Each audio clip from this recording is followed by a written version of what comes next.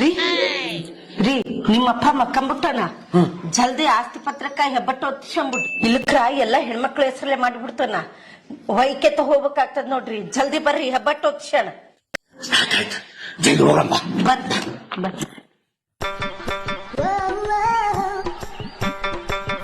ಮಕ್ಕಳ ಅವ್ರಿಗ ಒಚ್ಚಿಬಿಡ.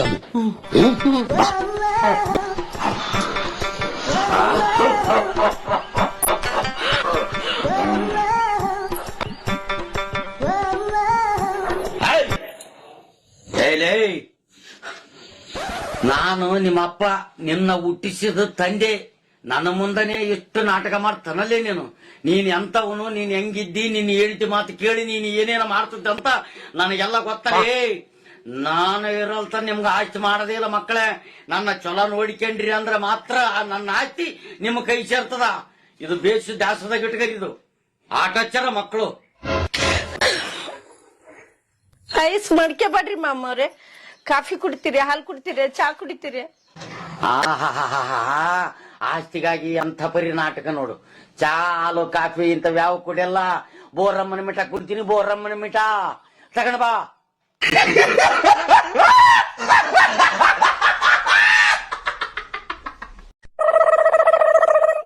ರೀ ನಮ್ ಮದುವೆಕಿನ ಮುಂಚೆ ನಿಮ್ಗ ಆಕ್ಸಿಡೆಂಟ್ ಆಗಿತ್ತಂತಲ್ರಿ, ಖರೇವೇನ್ರಿ?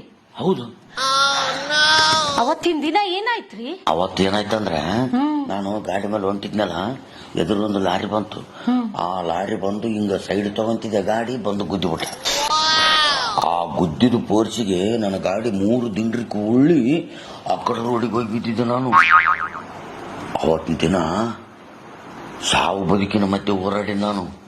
ಅವತ್ತ ನೀವು ಬದುಕಿದ್ರೆ ಇಲ್ಲ ರೀ. ಇದೊಂದು ಬದುಕಿ, ಇದೊಂದು ಜನ್ಮವೇ, ಎಂತಹ ದುರ್ವಿಧಿ, ಇದೆಂತಹ ದುರ್ವಿಧಿ.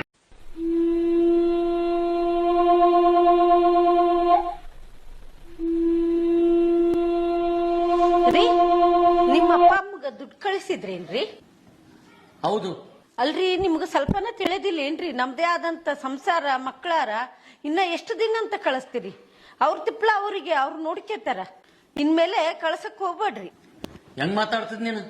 ನಮ್ಮನ್ನ ಓದಿಸ್ಬೇಕಾದ್ರ ನಮ್ಮ ಅಪ್ಪ ಅಮ್ಮ ಬಹಳ ಕಷ್ಟಪಟ್ಟರ. ನಿನಗೇನ್ ಗೊತ್ತದ ಹೇಳೋದು? ನೋಡ್ರಿ ಇನ್ಮೇಲೆ ದುಡ್ಡು ಕಳಿಸ್ತಿದ್ರ ನಾನ್ ನಮ್ ತವ್ರ ಮನಿಗೆ ಹೋಗ್ಬಿಡ್ತೀನಿ ನೋಡ್ರಿ. ಯಾವಾಗ ನೋಡ್ರಿ ಅಪ್ಪ ಅಮ್ಮ ಇದೇ ಆಯ್ತು ನಿಮ್ದು. ಅಪ್ಪ ಅಮ್ಮ ಯಾಕೋ ಬೇಡಲ್ಲ?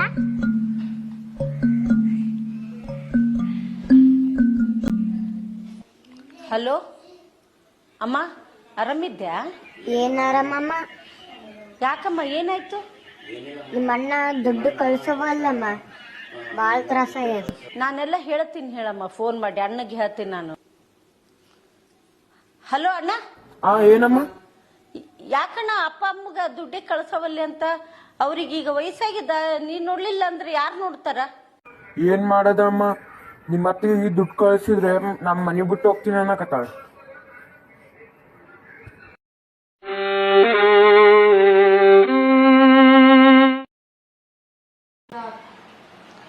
ರೀ ನಾ ಅಂದದ್ದು ತಪ್ಪಾಗ್ಯದ್ರಿ. ನಮ್ಮಪ್ಪ ಅಮ್ಮಗ ನಮ್ಮಣ್ಣ ಎಷ್ಟು ಮುಖ್ಯನೋ ಹಂಗೇನು ನಿಮ್ಮಪ್ಪ ಅಮ್ಮಗ ನೀವು ಅಷ್ಟೇ ಮುಖ್ಯ. ಅತ್ತಿ ಮಾವನ ಚಲೋತ್ನ ನೋಡ್ಕೊಂಡ್ರಿ. ತಾಯಿ ತಂದಿನ ಮರಿಬ್ಯಾಡ, ಮರೆತು ನೀರಬ್ಯಾಡ. ನೀನು ಜಗತ್ ರಕ್ಷಕ, ಜಗತ್ತನ್ನ ರಕ್ಷಣೆ ಮಾಡುವ ನಿನಗ ಜಗತ್ ರಕ್ಷಕ ಅಂತ ಜನ ಹೆಸರಿಟ್ಟರ. ನನ್ನೊಬ್ಬನ್ನೇ ರಕ್ಷಣೆ ಮಾಡಲ್ಲ ನೀನು, ಜಗತ್ತನ್ನೇನ್ ರಕ್ಷಣೆ ಮಾಡ್ತಪ್ಪ ನೀನು. ದೇವಸ್ಥಾನದಾಗ ದೊಡ್ಡ ದೊಡ್ಡ ಮನುಷ್ಯರು ಬಂದು ನೀನು ಉಂಡ್ಯಾಗ ದುಡ್ಡು ಹಾಕಲಕ ನೀತಿಯಿಂದ ನಡೆಯುವ ಈ ನಿರ್ಗತಿಕನ ಕೂಗು ನಿನಗೆಂಗ್ ಕೇಳಿಸ್ತದೋ ಯಪ್ಪ? ನೀನೊಂದು ಕಲ್ಲು, ನೀನೊಂದು ನಿರ್ಜೀವ ವಸ್ತು ಅಂತ ಜನರಿಗೆ ಗೊತ್ತಾಗಿ ನಿನ್ನ ಮೂರ್ತಿಯನ್ನೇ ಕದಿಮುರಾರಪ್ಪ ಯಪ್ಪ ಜಗತ್ತಿನಾಗ.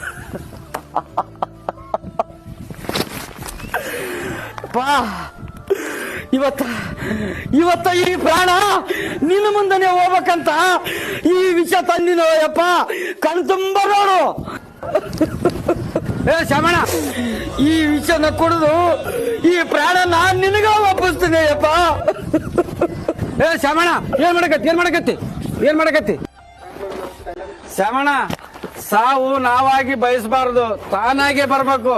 ಸಮಸ್ಯೆ ಕೊಡುವವನು ಅವನೇ, ಸಮಸ್ಯೆ ಬಗೆಹರಿಸುವ ಶಕ್ತಿ ಕೊಡುವವನು ಅವನೇ. ಅಣ್ಣ ಬಿಡೋಣ, ನನ್ನ ಹಣೆ ಬರನೇ ಇಷ್ಟ ಅದ, ನಾನು ಸಾಯ್ತೀನಿ, ಬಿಡೋಣ ಬಿಡೋಣ.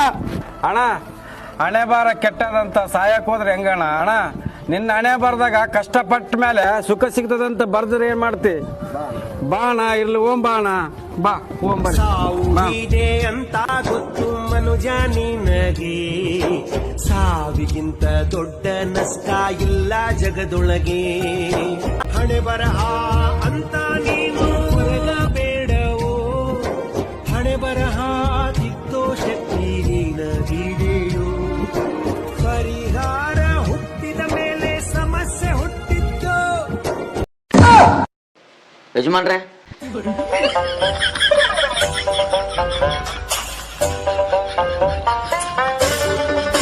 ಯಾರಪ್ಪ ನೀನು? ಅದೇ ಯಜಮಾನ್ರೆ, ನಾವು ಜನಗಣತಿಲಿಂದ ಬಂದಿವಿ. ಹಾ, ಒಟ್ಟ ನಿಮ್ಮ ಮನೆಗೆ ಎಷ್ಟು ಜನ ಇದ್ದೀರಿ? ನಾವು ಒಟ್ಟ 18 ಜನಪ್ಪ ಮನೆಗಿರೋದು. 18. ನೀವು ಒಟ್ಟ ನಿಮಗೆ ಎಷ್ಟು ಜನ ಮಕ್ಕಳು? ನನಗ 8 ಮಂದಿ ಯಾರಪ್ಪ. ತಂದೆ ತೀರ್ಕೊಂಡ್ರ? ನಮ್ಮಪ್ಪ ಇನ್ನ ಮಾರಾಯ.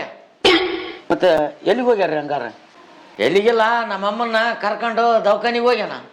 ನಮಗ ಇನ್ನೊಬ್ಬ ತಮ್ಮ ಬರಕತ್ತಾನ. ಅಂಡ್ಯಾಗ ಹುಟ್ಟಬೇಕು, ಮನುಷ್ಯರಾಗಿ ಹುಟ್ಟಿರಲ್ಲ ಲೋ ಮಾರಾಯ ನೀವು. ಏನೇನು ನನಗೇನು ಅರ್ಥ ನಮ್ಮಪ್ಪಗೆ.